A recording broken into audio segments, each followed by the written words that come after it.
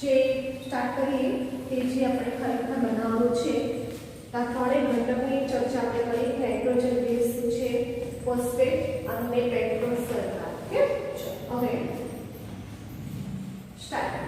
આપણે વાત કરી હતી ન્યુક્લિયોસાઇડ, પછી ન્યુક્લિયોટાઇડ, પોલીન્યુક્લિયોટાઇડ. બરાબર. તો હવે આપણે આવશે સૌથી પહેલા ન્યુક્લિયોસાઇડ.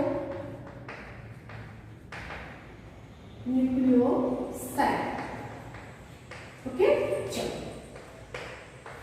હવે આ ન્યુક્લિયોસાઇડ કે બનશે નાઇટ્રોજન બેઝ વત્તા પેન્ટોઝ શર્કરા. એ પછી રિબોઝ હોય કે ડીઓક્સી રિબોઝ હોય. ક્લિયર થઈ ગયું? ચલો હવે શું કરીશું? નાઇટ્રોજન બેઝ અને પેન્ટોઝ શર્કરા. હમણાં જ આપણે પેન્ટોઝ શર્કરા કેવી રીતે ડ્રો કરવાનું છે?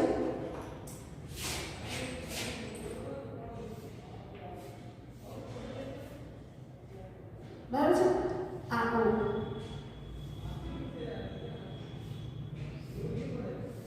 થઈ ગયું. હવે અહીંયા આપણે શું કરવાનું છે? CH2OH. ઓકે, અહીંયા OH, અહીંયા OH, ઓકે, અહીંયા OH આવે. પેન્ટોઝ શર્કરા પ્લસ નાઇટ્રોજન બેઝ. હવે નાઇટ્રોજન બેઝ આપણી પાસે adenine, guanine, cytosine, thymine, uracil છે. ઓકે, તો અહીંયા આ જે કાર્બન છે એના કાર્બન પર જો હું એડેનિન ગોઠવું, એડેનિન, ઓકે, એડેનિન ગોઠવું, તેવી રીતે આપણે શું કરીએ છીએ? 5 દોરી દઈએ. ઓકે, પહેલા 5 દોરી દઈએ.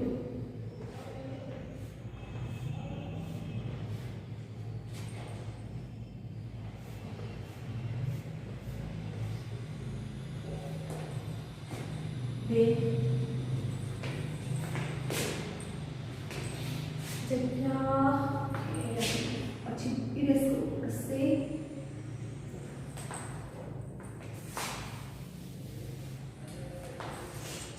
અહીંયા દોરું કારણ કે પાછું સમજાવવા માટે મને ફરી જોવું પડશે.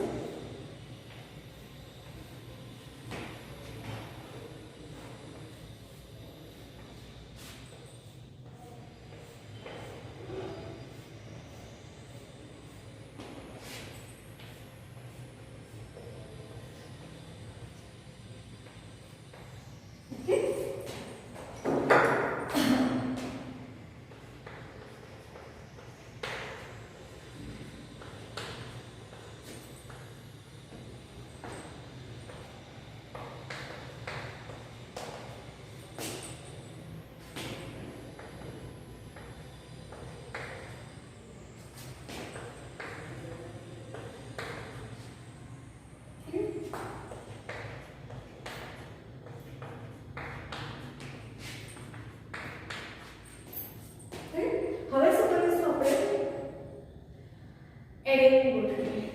પહેલા કાર્બન પર ગુઆનિન ગોઠવીએ, પછી હું સાઇટોસિન ગોઠવું, પછી થાઇમિન ગોઠવું અને યુરેસિલ. થઈ ગયું? આ થાય ન્યુક્લિયોસાઇડ. ન્યુક્લિયોસાઇડની ડેફિનેશન શું થશે કે જે પેન્ટોઝ શર્કરા છે એ પેન્ટોઝ શર્કરા અને નાઇટ્રોજન બેઝ જોડાશે. નાઇટ્રોજન બેઝ પેન્ટોઝ શર્કરા સાથે જોડાય છે અને ન્યુક્લિયોસાઇડ બને છે. જો એડેનિન ગોઠવાય, ગુઆનિન ગોઠવાય, સાઇટોસિન ગોઠવાય, થાઇમિન ગોઠવાય કે યુરેસિલ ગોઠવાય. ઓકે, તો જો એડેનિન ગોઠવાય તો એનું નામ બને છે એડિનોસાઇન. Okay, adenosine. જો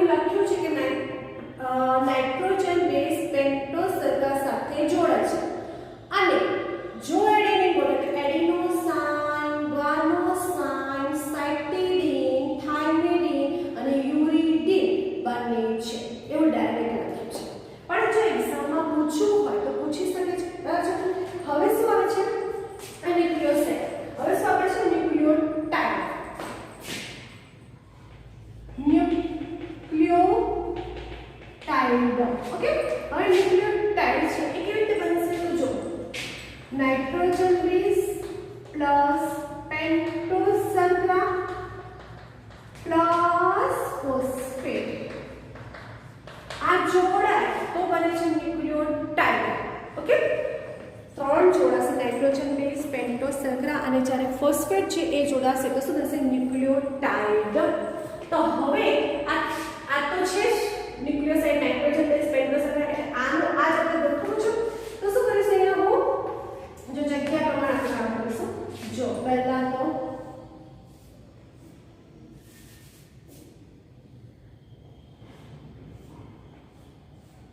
એક 2 3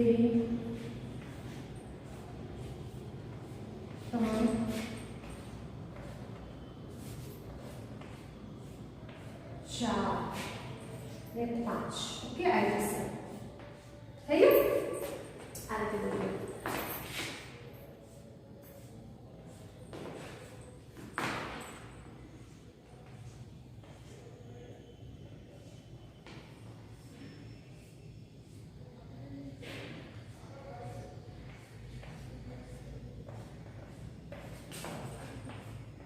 થઈ ગયું. ચલો લખી કાઢીએ આપણે CH2OH. હા હું નામ લખું છું પછી આપણે ભૂસવાનું છે તે ભૂસી દઈશું. CH2OH.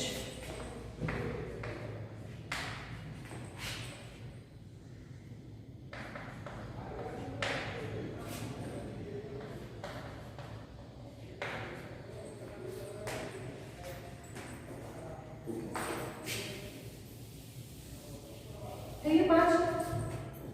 અહીંયા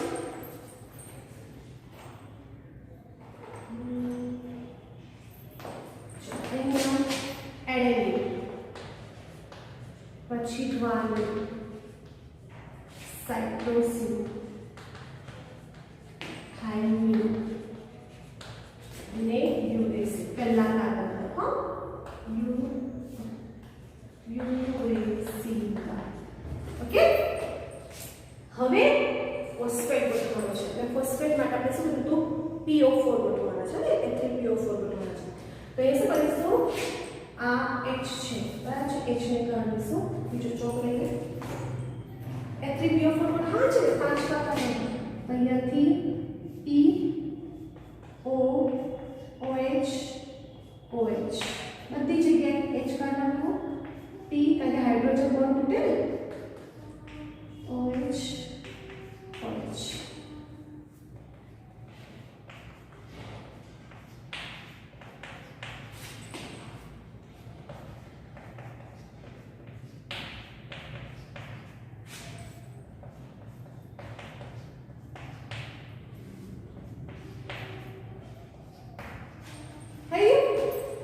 જો આ રીતે બતાવ્યું બરાબર છે. આ થયા ન્યુક્લિયોસાઇડ. ન્યુક્લિયોસાઇડની સાથે હું ફોસ્ફેટ ગોઠવું છું દરેક જગ્યાએ બરાબર છે. જે આપણે પહેલા ન્યુક્લિયોસાઇડ ગોઠવ્યા મેં શું ખાલી ગોઠવ્યા ફોસ્ફેટ ને ગોઠવ્યા H3PO4 ને ગોઠવ્યા બરાબર છે. હવે આના તમારા ના જો અહીંયા કોઈ લખી દેવાનું જે છે તે જ એનામાં પછી ટીચર આવું મત લખ્યું નહીં પેન્ટોશર્કરા છે જે છે એ તો તમારે ભરી દેવાનું ને.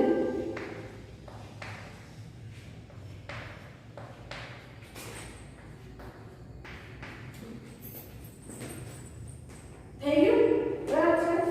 તો આ થયા તમારા ન્યુક્લિયોસાઇડ. હવે ન્યુક્લિયોટાઇડ બરાબર છે. હવે નામ યાદ રાખવાના છે બરાબર છે. એડિનોસાઇડ બરાબર છે. તો એડિનિલિક એસિડ આનું નામ હશે એડિનિલિક એસિડ. ગ્વાનિન છે કે ગ્વાનોસાઇડ છે તો ગ્વાનિલિક એસિડ. સાઇટોસિન છે તો સાઇટિડિલિક એસિડ. ઓકે જો કલર. થાઇમિન છે તો થાઇમિડિલિક એસિડ. યુરેસિલ છે તો યુરેડિલિક એસિડ.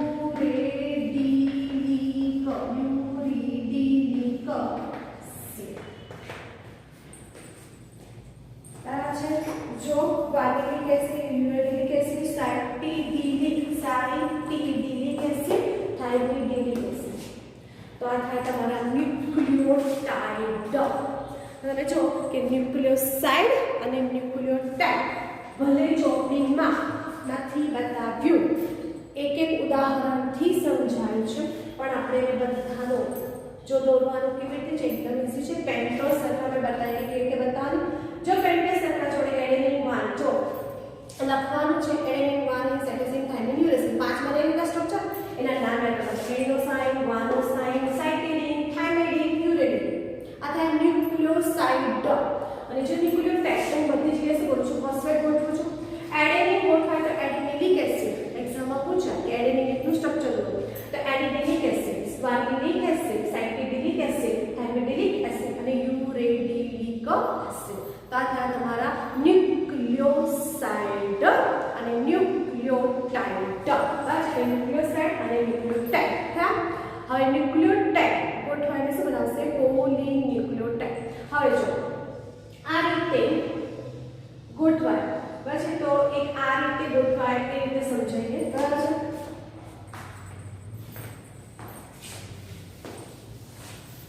અને હું ભૂસી દઉં છું. બરાબર છે. આ બધું ભૂસી દઉં છું. ન્યુક્લિયોસાઇડ અને ન્યુક્લિયોટાઇડ બરાબર છે ભૂસી દઉં છું. અહીંયા સાઈડ પર દોરેલું રાખું છું. બરાબર દોરેલું રાખું છું કારણ કે જરૂર હશે પોલીન્યુક્લિયોટાઇડ.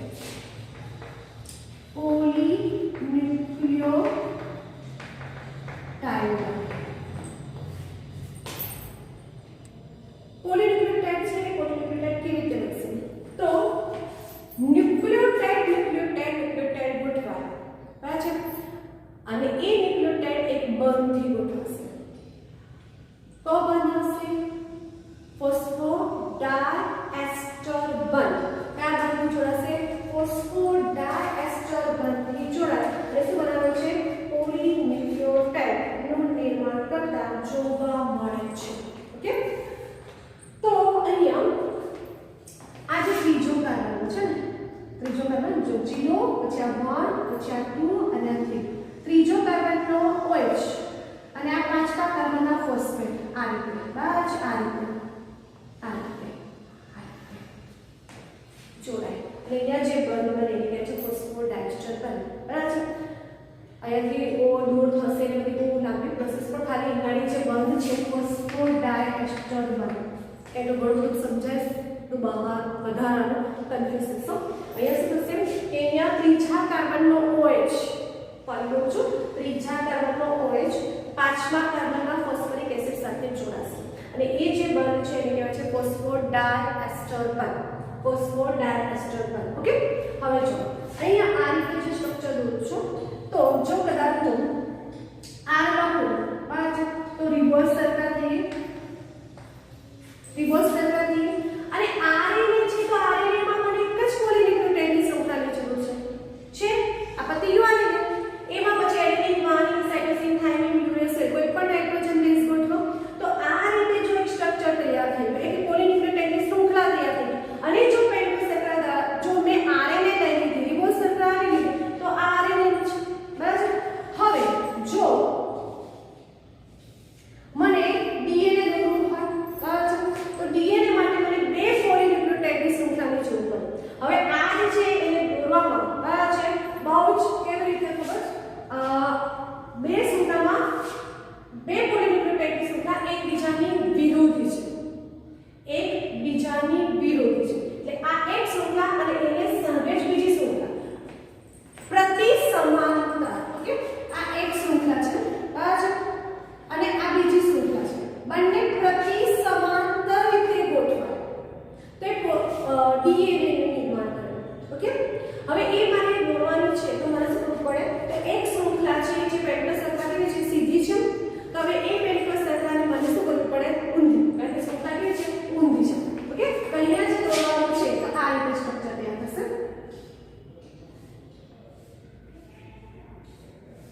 આ રીતે બરાબર છે.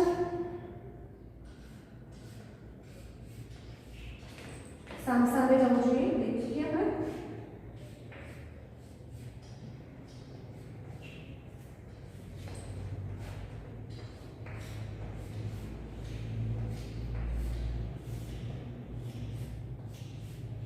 ક્યાં પેન્ટોસ છે બરાબર. પછી આપણે અહીંયા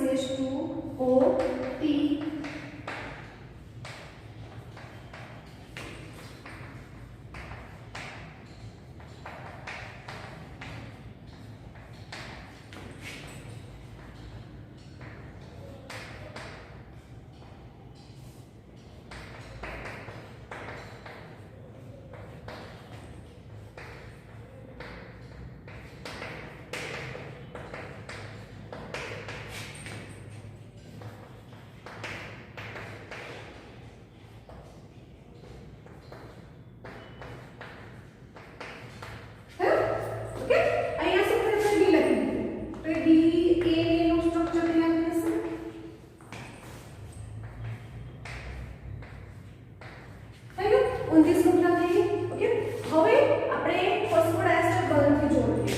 ફોસ્ફોડાયસ્ટર બંધમાં શું થશે કે ત્રીજા કાર્બન અને પાંચમા કાર્બન બરાબર છે, તો આપણે એની સાથે આનું જોઈન કરી દઈએ. હા બરાબર છે, ચાલશે. ચલો CH2 ત્રીજો કાર્બન ત્રીજો કાર્બન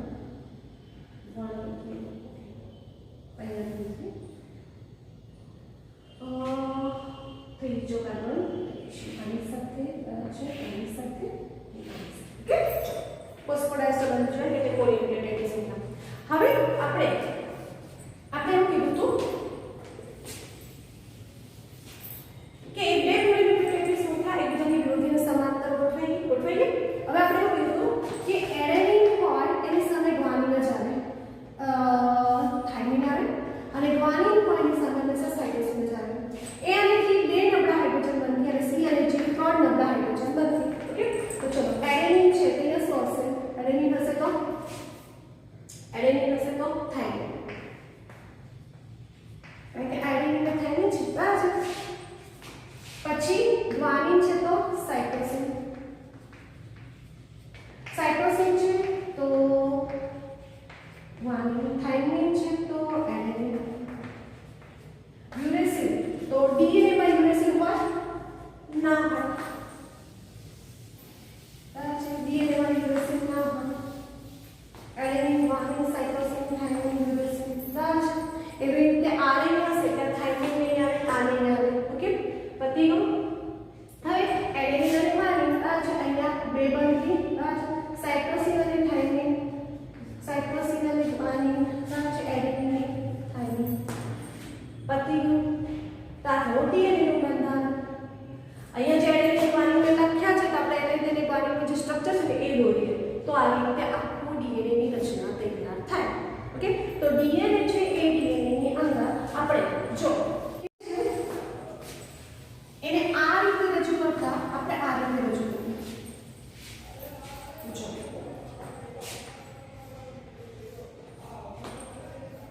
પેન્ટોઝ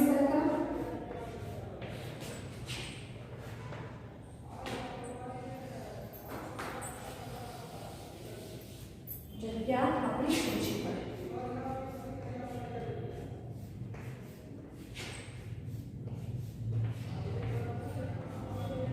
ઓકે, નદી ઓકે. પાંચમા પહેલા કાર્બન પર નાઇટ્રોજન બેઝ આપણે સંજ્ઞા બતાવી એ રીતે.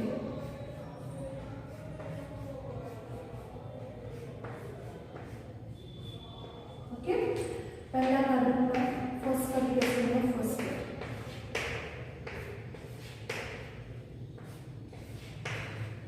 ઓકે, એક સામે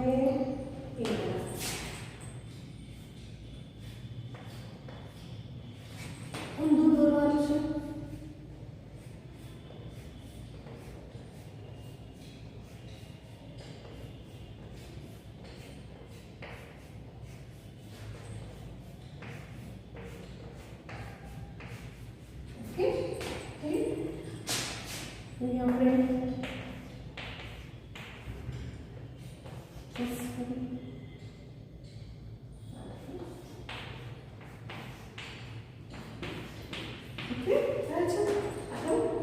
પછી આપણે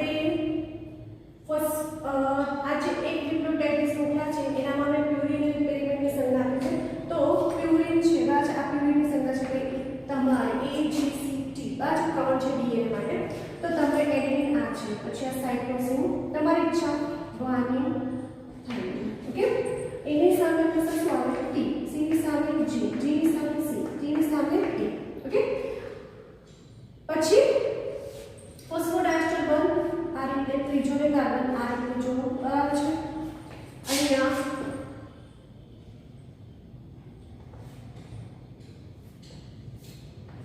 ત્રીજો બરાબર થઈ ગયું. A અને T બે નબળા હાઇડ્રોજન બનતી એટલે આપણે 1 અને 2 C અને G 3 1 2 અને 3 1 2 અને 3 1 અને 2 બરાબર છે. તાતો તમારું DNA નું કોષ્ટક અને ક્રિકે દર્શાવેલું અણુ અને ન્યુક્લિયોટાઇડ બેઝ કરું પછી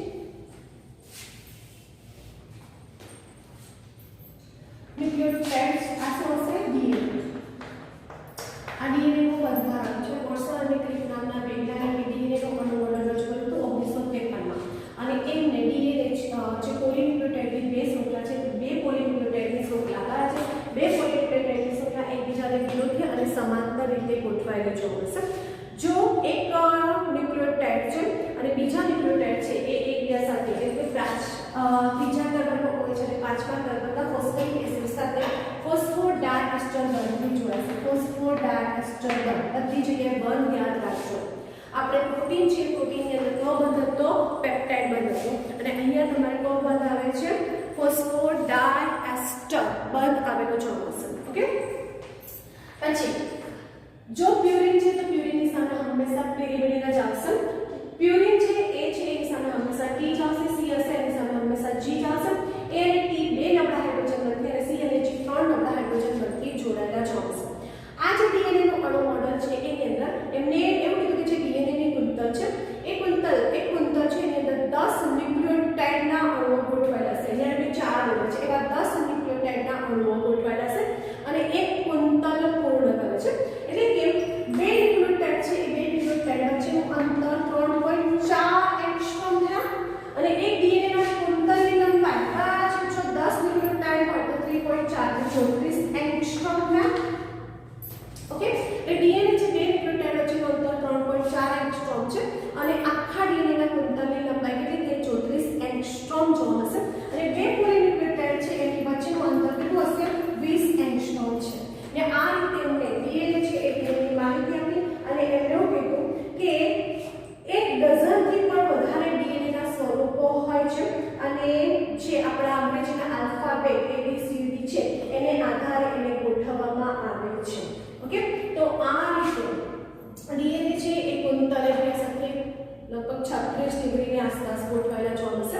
તો અહીંયા તમે DNA છે એ DNA નું જે અણુ મોડેલ છે એ અણુ મોડેલ વોટ્સએપ રીતે દર્શાવ્યું. તો તમે જો કે DNA છે ન્યુક્લિક એસિડ છે તો આપણે એક નાઇટ્રોજન બેઝ પેન્ટોસેગ્રા અને ફોસ્ફેટ થી જોડાયેલા ન્યુક્લિયોસાઇડ બનાવ્યા, ન્યુક્લિયોટાઇડ બનાવ્યા અને ન્યુક્લિયોટાઇડ થી આપણે બે પોલીન્યુક્લિયોટાઇડ ગોઠવ્યા. તો આપણે DNA ની રચના બની અને DNA ની જે રચના છે એને આપણે આ રીતે વોટ્સએપ નામના વૈજ્ઞાનિકે સીધી રચનામાં રજૂઆત કરી અને 1953માં એને નોબેલ પારિતોષિક એનાયત કરવામાં આવ્યું હતું. હવે એને એવું કીધું કે આ જે DNA છે એ DNA કુંતલ આકારની રચના ધરાવે છે. હવે હું અહીં રેસ કરું છું.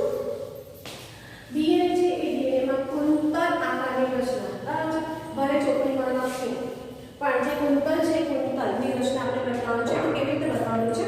તો DNA છે એ DNA ના કુંતલમાં એમને બરાબર છે આ રીતે એમને DNA નું અણુ મોડેલ રજૂ કર્યું છે. બરાબર છે આ રીતે. બરાબર છે, તમે બે પેન્સિલથી તેની પ્રેક્ટિસ કરશો તો થઈ જશે. અને આ રીતે DNA નું અણુ મોડેલ રજૂ કર્યું અને એવી રીતે એમને શું છે A છે T છે પછી C G તમારી જે ઈચ્છા હોય લખો. બરાબર છે, C G T A C G G G બરાબર છે. કોપણ લખો તો A અને T C અને G. બરાબર છે આ રીતે. તો આ જ્યારે થાય છે ત્યારે આપણને જે કુંતલ છે કેવું દેખાય છે? નિશાની આકાર દેખાય છે. તો આ રીતે એમને DNA ના કુંતલની રજૂઆત પણ કરી. તો અહીંયા આપણે આખું જે છે ન્યુક્લિક એસિડ છે એ ન્યુક્લિક એસિડનો ટોપિક પૂર્ણ થાય છે. તો તમે જો કે તમારી ચોપડીની અંદર અંતર આગળ પાછળ લખું છું. પહેલા જે આપણે એમિનો એસિડની વાત કરી એની નીચે લિપિડ, એની નીચે ન્યુક્લિયોસાઇડ અને ન્યુક્લિક એસિડ જેમાં ન્યુક્લિયોસાઇડ, ન્યુક્લિયોટાઇડ અને એના નામ આપ્યા છે. પછી ન્યુક્લિક એસિડની જે રચના છે તો ન્યુક્લિયોટાઇડ જેમાં પેન્ટોસેગ્રા, રિબોઝ અને ડીઓક્સીરિબોઝ સેગ્રા છે. અને જો રિબોઝ સેગ્રા હશે તો ડીઓક્સીરિબોઝ ન્યુક્લિક એસિડ અને જો આર હશે તો રિબોઝ ન્યુક્લિક એસિડ. એટલે કે DNA નું ફૂલ ફોર્મ શું થયું? ડીઓક્સીરિબોઝ ન્યુક્લિક એસિડ. અને આરએન હશે તો રિબોઝ ન્યુક્લિક એસિડ. એ રીતે રજૂઆત થાય છે.